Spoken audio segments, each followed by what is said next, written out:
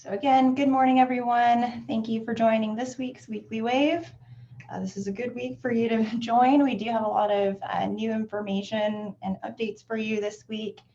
So getting right into it, I don't have a slide for this, but I just want to blanketly say that Thanksgiving break was a good time for us to get caught up on a lot of the emails, voicemails, IMs that you guys have been sending to us. So we are caught up. So if you have emailed us in the last week, so this Monday to today, we will be getting back to you hopefully within the next 24 to 72 hours, depending on what your issue is. So just bear with us just a little bit longer. We should be able to get back up to our normal schedule soon. But we've been experiencing, and districts have been experiencing also, a lot of unusual issues this year. So it has been taking us a little bit longer to get back to you on certain issues, depending on what you're reaching out to us about. So one thing that we have been seeing a little bit of an increase of this week are WAVE login questions. Now, those of you who are on the call most likely already have access to get into the WAVE, so this is not a problem for you. But for any of your coworkers or new principals or superintendents who are now just getting access to the WAVE, they will not be able to log in with their normal single sign-on username and password. The WAVE has its own unique username, and for hopefully a lot of you, password, that you'll have to get that information from the OMES service desk. In some cases, our office will be able to help you out, but if you do not have an account created with OMES, and this is going to be the case for new users who are now just getting access to the WAVE, you'll need to contact the service desk by emailing them so an account can be created for you. Now, when your superintendents or single sign-on administrators are going through and giving access to users, there is a blurb right on the top, you shouldn't be able to miss it, that explains this exact thing, that if you're giving new users access to the WAVE, they'll need to email the service desk to get their account created so that they can get their WAVE specific login. I know it's a lot of steps, but this just protects the data that is in the WAVE, so we make sure that nothing slips out from anybody who may not need access to the WAVE. So again, if you do have new staff members, just mention that, hey, you need to email the service desk if you are still having trouble getting in for any reason. Now, if you already have a username and password that you've created before, but you are having trouble resetting your password, there are ways that you can reset your password. You can contact OMES, or you can use the Microsoft password reset steps that Microsoft will prompt you through. If you go through OMES, either through email or phone, they will be able to help you, or you can just do it yourself through Microsoft. If you are reaching out to OMES about getting a WAVE login, do make sure that you're submitting only one ticket per person per issue.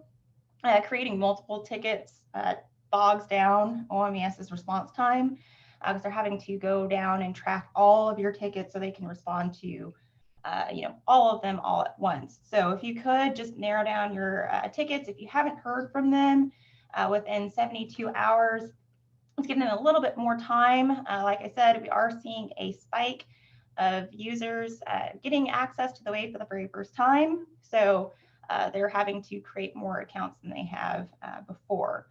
If you've had access to the WAVE prior to September, you should have an account created already. So the process should move a little bit faster for you. Again, you'll need to reach out to the service desk. Like I said, in some cases, our office can help you, but a lot of the time we do need to reach out to OMES because they are the keepers of all of the single sign-on credentials, so the usernames and passwords. So So moving on to something new. Those of you who've had access to the District Ownership Wizard prior to November 25th should have seen this new District Ownership Wizard application pop up on your home and applications screen of Single Sign-On. If you've popped in there, you'll see that it's a updated version of the District Ownership Wizard that some of you may be familiar with in the Wave. We've done a lot of stylistic changes and tried to make it a lot more user-friendly for districts to navigate through. So if you aren't seeing this new application, you'll want to make sure that you're reaching out to your Single Sign-On admin or your superintendent, whoever gives out single sign-on roles in your district or site, and have them give you 2 roles. One being for the District Ownership Wizard, and you'll want to be if you want to have the District Ownership Users role, and they'll want to make sure for the Waves portal application that you have the Ownership Wizard Access role to be able to view either the new application that you can see on my screen if you're watching this, or in the Wave. And so again, there are 2 screenshots here on your screen that you can see. You want to make sure that for your account that you have these 2 roles. If you want to look at this in your Single Sign-On account, there is an option for you to view that under Manage Account.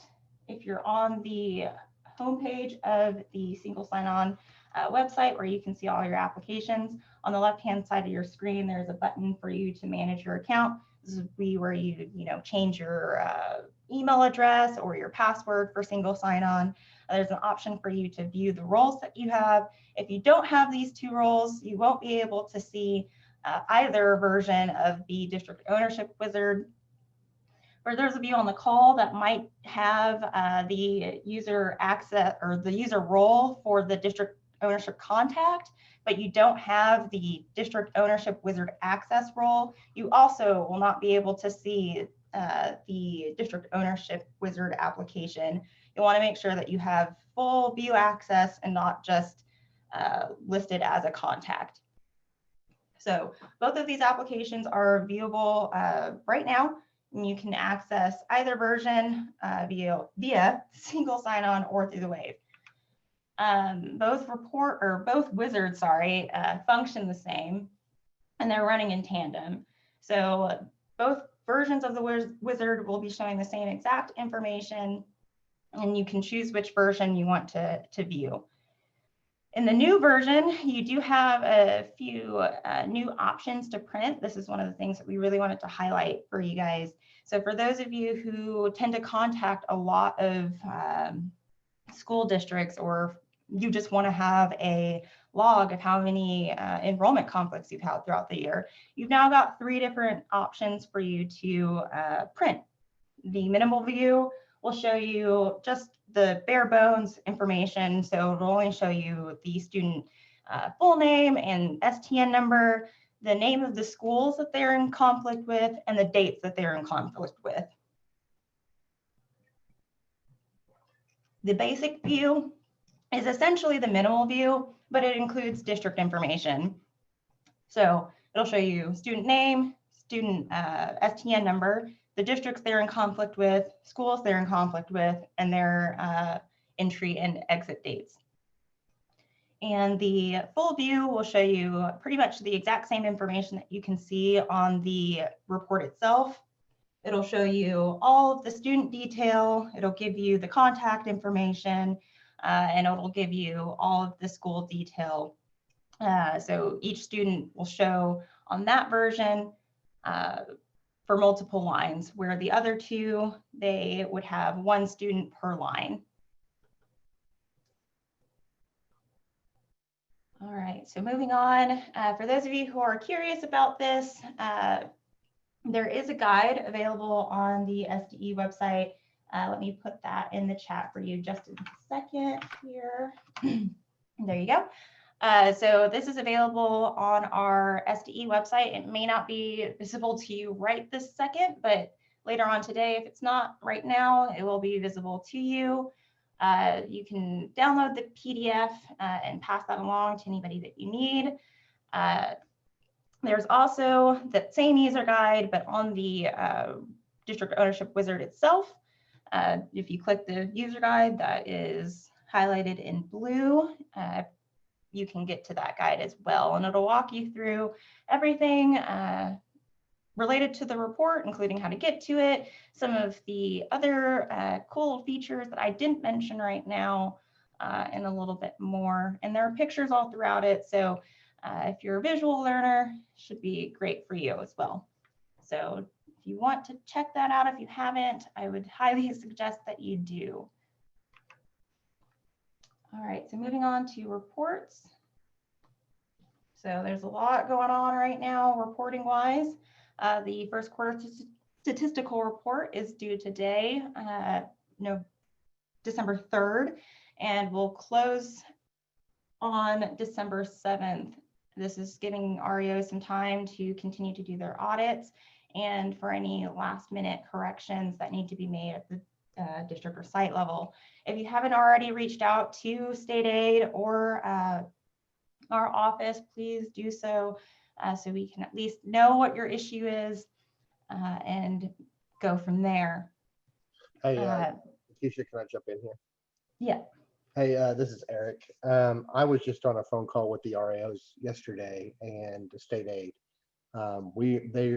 They are trying to get it done as quickly as possible, but please don't freak out if you haven't got your FQSR quite done yet. Just let us know.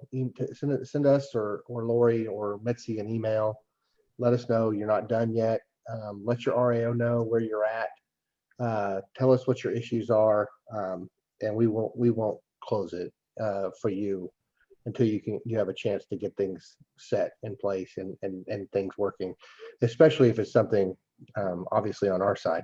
But I know that I know REOs can seem like they're going to draw and quarter you if you don't get it done. Please don't let them make you think that. They're not really out there to hurt you. They do want to get it done, don't get me wrong, but they are willing to work with you to get it done correctly rather than quickly. Correct. And if you haven't, the other thing that I'm hearing, this is Lori. The other thing I'm hearing is that the districts aren't sending their paperwork to their paperwork to the REOs. We have about 100 that haven't certified, but yes, that we need to just keep on working on it, and it'll probably have a little bit of an extension, but there is a statutory deadline that is attached to this. So we got to keep on keeping on. Yep.